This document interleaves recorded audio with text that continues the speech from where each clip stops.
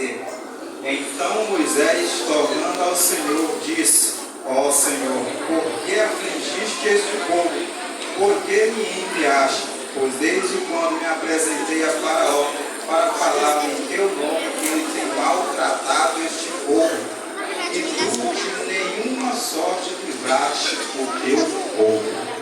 Irmãos, a princípio, mediante esse contexto, imagino eu que Moisés, ao ser chamado por Deus, ao ser escolhido por Deus, e para se apresentar a Faraó, para que Faraó libertasse o povo de Israel, a princípio, mediante esse contexto, imagino eu que Moisés achou que seria fácil, mas nós sabemos pelas Escrituras que não foi tão fácil assim. Moisés então é enviado por Deus para ser o libertador de Israel. Moisés então se apresenta a Faraó para falar em nome do Senhor. Moisés se apresenta a primeira vez, não dá certo. Moisés se apresenta a segunda vez, não dá certo. Moisés se apresenta a terceira vez para falar em nome do Senhor e não dá certo. Mas chega determinado ponto da situação que Moisés retorna ao Senhor após falar com o Faraó. E ele questiona a Deus por que havia afligido aquele povo.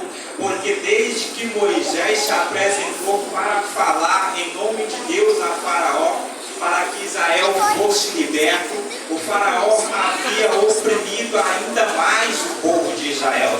E eu quero dizer aos irmãos que não é porque Deus te chamou, não é porque Deus te escolheu que você não vai passar por desafios, não é porque Deus te chamou que você não vai passar por dificuldades. Moisés se apresenta cada vez mais a Faraó para falar em nome de Deus, e cada vez mais Faraó oprimia aquele povo. Então Moisés agora retorna ao Senhor e questiona ao Senhor. Então Deus começa a fazer prodígios, enviando praga no Faraó e sobre aquele povo do Egito. E chega determinado momento em que Faraó liberta aquele povo. O que eu quero dizer aos irmãos nesta noite é que possamos fazer como Moisés. Tentamos a primeira vez, não deu certo, continua na segunda. Não deu na segunda, continua na terceira. Não deu certo na terceira, continua na quarta. Porque Deus é fiel para cumprir com sua palavra.